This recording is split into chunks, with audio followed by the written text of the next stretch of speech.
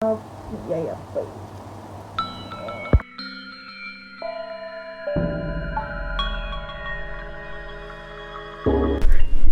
Chụp số đây là tặng cái chụp này mà đón tiếpនៅក្នុង video នេះខ្ញុំអរខៃគឹមហើយនៅក្នុង video នេះដែរយើងនឹងនិយាយអំពីរឿងខ្មោចប៉ុន្តែនៅក្នុងសាច់រឿងនេះគឺសាច់រឿងខ្មោចនេះគឺតែបន្តិចទេប៉ុន្តែក៏លាយឡំជាមួយនឹងរឿងឃាតកម្មហ្នឹងហើយអញ្ចឹងដូចអ្នកនរគ្នាដឹងអញ្ចឹងឲ្យតែម៉ាក់ខ្ញុំទៅស្រុកម្ដងអ៊ំគាត់តែមានសាច់រឿងចែកម្លែកតាក់ទងជាមួយនឹងអ្នកភូមិអីផ្សេងៗអញ្ចឹងទៅអញ្ចឹងសាច់រឿងឃាតកម្មនេះគឺរឿងពិតដែលកើតឡើងតាំងពីឆ្នាំ2010ជាងខ្ញុំអត់សូវច្បាស់ដែរទេហើយសាច់រឿងហ្នឹងគឺអ៊ំគាត់ចែកម្លែកមកខ្ញុំអញ្ចឹងបើសិនជាខ្ញុំចែកម្លែកទៅហើយមានអ្នកផ្សេងទៀតគាត់ដឹងពីសាច់រឿងហ្នឹងដែរហើយខ្ញុំនិយាយខុសឆ្គងកន្លែងណាមួយសូមអធិស្ឋានទុកមុនមុននឹងចាប់ផ្ដើមសាច់រឿងក៏ខ្ញុំសូមចែករំលែកទុកទៅដល់គ្រួសារជនរងគ្រោះហើយក៏ខ្ញុំសង្ឃឹមថាអ្នកទាំងអស់គ្នានឹងសិក្សាពីបញ្ហាបានកើតឡើងនៅក្នុងសាច់រឿងនេះអូខេឥឡូវយើងចូលសាច់រឿងយើងអញ្ចឹងដូចអ្នកទាំងអស់គ្នាដឹងទីតាំងភូមិសាស្ត្រនៅផ្ទះខ្ញុំនៅស្រុកអញ្ចឹងគឺផ្ទះខ្ញុំហ្នឹងគឺនៅចុងភូមិតែផ្ទះខ្ញុំហើយម្លងពេល3ផ្ទះទៀតគឺដល់វាស្រែហ្មងហើយផ្ទះដែលកើតហេតុហ្នឹងគឺគាត់នៅនឹងគៀកវាស្រែទៅមែនតើមានថាគាត់រៀងចុងភូមិមែនតើហ្នឹងហើយចឹងសាច់រឿងហ្នឹងកើតឡើងទៅលើគ្រួសារមួយដែលមានសមាជិក6នាក់ដែលក្នុងនោះគឺមានប្តីប្រពន្ធឪពុកម្ដាយខាងប្រពន្ធដែលត្រូវជាអ្នកស្រុកភូមិខ្ញុំហ្មងហ្នឹងហើយនឹងកូនគាត់2នាក់ប៉ុន្តែសម្រាប់ភេទកូនគាត់ហ្នឹងគឺខ្ញុំអត់ច្បាស់ទេដឹងតែគាត់មានកូនទូចៗ2អញ្ចឹងជាធម្មតានៅក្នុងអ្នកនៅក្នុងភូមិខ្ញុំគឺក្រៅពីរបរធ្វើស្រែចម្ការគឺបើសិនជាគាត់មានពេលទៅនេះគឺគាត់ឡើងថ្នោតឡើងអីដើម្បីរកប្រាក់កម្រៃបន្ថែមអញ្ចឹងហ្នឹងហើយអញ្ចឹងនៅក្នុងគ្រួសារហ្នឹងក៏ដូចគ្នាអញ្ចឹងខាងប្តីហ្នឹងជាក់ស្ដែងគាត់មិនមែនជាអ្នកដែលកើតនៅក្នុងស្រុកភូមិខ្ញុំហ្មងទេគាត់នៅខាងខេត្តផ្សេងប៉ុន្តែបន្ទាប់ពីការជាមួយប្រពន្ធគាត់ហើយក៏គាត់ផ្លាស់ទីលំនៅមកនៅជាមួយប្រពន្ធគាត់ហ្នឹងការពិតប្តីគាត់នៅក្នុងហ្នឹងគឺប្តីគាត់មិនមែនជាមនុស្សដែលកាចឬក៏អីទេពីដើមមកគាត់រៀង slow ដែរលឿនថាប្រពន្ធជេរអីចឹងទៅគាត់អត់មាត់អីចឹងទៅគាត់ថាត្រឡប់មកក្រក់គាត់មួយគឺបន្ទាប់ពីគាត់ទៅពីការងារគាត់ឡើងថ្នោតឡើងអីហើយគឺគាត់ផឹកស្រាជាមួយអ្នកចិត្តខាងអីមួយពីរចឹងទៅដែលជាបញ្ហាមួយដែលប្រពន្ធគាត់អត់ចូលចិត្តហើយប្រពន្ធគាត់ជាក់ស្ដែងគឺជាមនុស្សដែលសំដីអាក្រក់ពេលដែលប្តីគាត់ផឹកស៊ីចឹងទៅគឺគាត់ជេរខ្លាំងហ្មងស្មាទោសលេខដៀលដល់ម្ដាយឬក៏អីចឹងទៅហ្នឹងហើយអញ្ចឹងប្រពន្ធគាត់ហ្នឹងមនុស្សអ្នកសំដីខ្លាំងហើយជាធម្មតាគឺឲ្យតែពេលប្តីទៅផឹកជាមួយនឹងអ្នកចិត្តខាងអីចឹងទៅប្រពន្ធហ្នឹងតែងតែទៅកន្លែងផឹកស៊ីហ្នឹងហើយទៅជេរទៅឆ្លោះគ្នានៅវងគេអីចឹងណាហ្នឹងហើយអញ្ចឹងអ្នកភូមិអីជាក់ស្ដែងគឺគាត់ស៊ាំនឹងបញ្ហាអស់ហ្នឹងហើយអញ្ចឹងនៅមុនថ្ងៃកើតហេតុហ្នឹងគឺបុរសដែលជាប្តីហ្នឹងពេលថ្ងៃហ្នឹងគឺគាត់សលៀងក្បិតកាប់ថ្នោត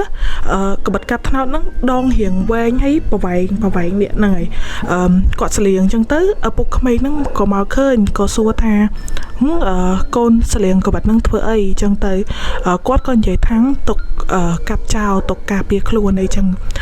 ឪពុកក្មេងហ្នឹងក៏អត់ចាប់អារម្មណ៍ដែរក៏គាត់ធ្វើការងារផ្សេងជាបន្តចឹងទៅពេលល្ងាចគឺប្តីហ្នឹងទៅផឹកស៊ីជាមួយពួកម៉ាក់ធម្មតាហើយដូចជាធម្មតាអញ្ចឹងគឺប្រពន្ធហ្នឹងគឺគាត់ទៅរករឿងទៅឆ្លោះគ្នានៅកន្លែងវងផឹកហ្នឹងជាធម្មតាឲ្យតែពេលប្រពន្ធជេរគឺប្តីដូចជាអត់តមាត់អីទេប៉ុន្តែនៅថ្ងៃកើតហេតុហ្នឹងគឺប្តីហ្នឹងតមាត់ទៅសាច់រឿងហ្នឹងវាហត់តា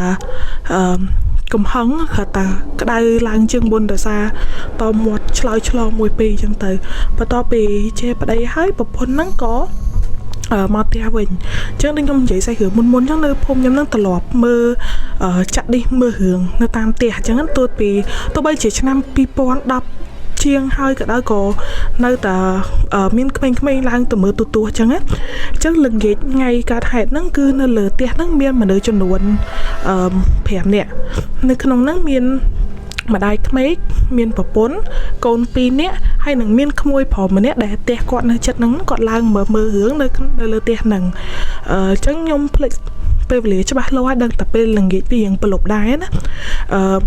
គ្រួសារហ្នឹងគឺគាត់ពងមើលរឿងអញ្ចឹងទៅដែលពុកក្មេងហ្នឹងគាត់កំពុងតែខ្ញុំមិនដឹងថាគាត់ធ្វើអីប្រហែលជាងូតទឹកមិនដឹងអីមិនដឹងនៅដងខាងក្រោមអញ្ចឹងពេលដែលកំពុងតែមើលរឿងមើលទូទូអីចឹងទៅគឺប្តីហ្នឹងមកពីកន្លែងផឹកវិញគឺយកកបិតហ្នឹងទៅសម្លាប់ប្រពន្ធម្ដាយក្មេកកូនគាត់2នាក់ជាសំណាងល្អទៅលើក្មួយហ្នឹងដោយសារតែក្មួយហ្នឹងមានគាត់ទូចហើយខ្លួនគាត់ហ្នឹងដូចជាលមូជាមួយរឹងមិនដឹងភួយមិនដឹងខ្ញុំភ្លេចបាត់អីដល់ពេលគាត់លមូឡើងចឹងទៅឃាតករហ្នឹងគឺគាត់អត់ចាប់អារម្មណ៍ថាមានសមាជិកម្នាក់ទៀតនៅហ្នឹងឯងប៉ុន្តែជាក់ស្ដែងគឺកូនហ្នឹងក្មួយហ្នឹងគឺគាត់ឃើញសកម្មភាពទាំងអស់ដែលបុរសម្នាក់ហ្នឹងស្លាប់ទៅលើគ្រួសារគាត់បន្ទាប់ពីស្លាប់ហើយក៏បុរសហ្នឹងក៏ចាប់អារម្មណ៍ថាអូនៅសល់ឪពុកក្មេកមួយទៀតដែលកំពុងតែធ្វើកិច្ចការគាត់នៅកន្លែងដងហ្នឹងបរោះហ្នឹងក៏គាត់ចោះទៅឪពុកក្មេងហ្នឹងគ្រាន់តែលឺសលេងស្រែកក្តងក្តាំងមួយពីរគាត់ស្មានតែកូនគាត់ហ្នឹងឆ្លោះគ្នាវាយគ្នាអីចឹងធម្មតាអញ្ចឹងណាក៏ឪពុកហ្នឹងគាត់របៀបថាគាត់អើតទៅមើលអញ្ចឹងណាស្រាប់ដល់ពេលឃើញហេតុការណ៍អត់ស្រួលគឺឪពុកក្មេងហ្នឹងគឺគាត់រត់ហ្នឹងប៉ុន្តែចាក់ស្ដែងធម្មតាគាត់មនុស្សចាស់ហើយគាត់រត់ក៏មិនលឿនណាស់ណាដែរអញ្ចឹងឃាតករហ្នឹងក៏កាប់ត្រូវដូចជាត្រូវខ្នងគាត់គ្រាន់តែសំណាងល្អគឺគាត់រត់ទៅឲ្យអ្នកភូមិមិនដឹងគាត់រត់ទៅឲ្យលោកជួយមិនដឹងដល់វត្តនៅចិត្តហ្នឹងគឺបានគេជួយសង្គ្រោះគាត់ទាត់ហើយយកមកមន្ទីរពេទ្យអីចឹងទៅបន្ទាប់ពីបុរសហ្នឹងគាត់ស្លាប់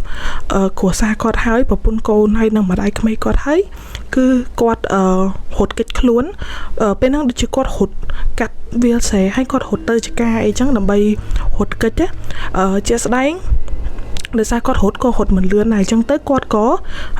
ធម្មតានៅតាមចកាគេមានអាឡានធំដើម្បីដឹកដលងដឹកអីអញ្ចឹងបរិះហ្នឹងគឺគាត់ទៅតោងឡានធំហ្នឹងដើម្បីចម្លៀសខ្លួនឯងហ្នឹងទៅខេត្តផ្សេងទៀតប៉ុន្តែចៃដន្យអីគាត់តោងឡានធំហ្នឹងគឺតោងអត់ជាប់ទេ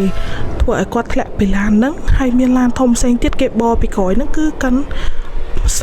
នបរិះហ្នឹងគឺស្លាប់តែម្ដងអញ្ចឹងនៅក្នុង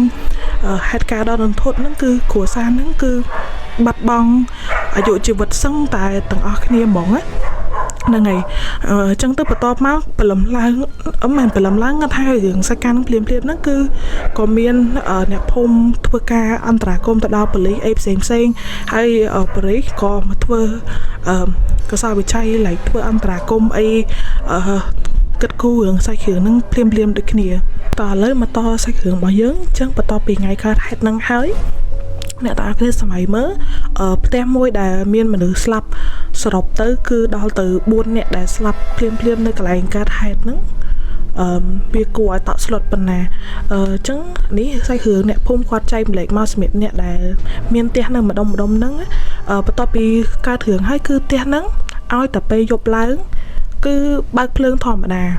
ទាំងដែលផ្ទះហ្នឹងលែងមានអ្នកនៅទេឪពុកក្មេកហ្នឹងចាស់ស្ដែងគឺគាត់មកស្នាក់នៅខាងមន្ទីរពេទ្យដើម្បីព្យាបាលខ្លួនគាត់ចឹងផ្ទះហ្នឹងមានមនុស្សនៅទេតែឲ្យតែពេលយប់គឺអ្នកភូមិឃើញបើកភ្លើងធម្មតាមានសលេងអ្នកគេងូតទឹកមានសលេងបើកទូទួយីរួមមកទោះគឺស្ដែងគឺធម្មតាគឺដូចមានមនុស្សនៅធម្មតាទាំងដែលផ្ទះហ្នឹងគឺចាក់សោចោលហើយគឺបានប៉ូលីសអីគេមកអន្តរាគមន៍ហើយអស់ពីរឿងផ្ទះហ្នឹងប្រពន្ធហ្នឹងកាគាត់នៅរស់ហ្នឹង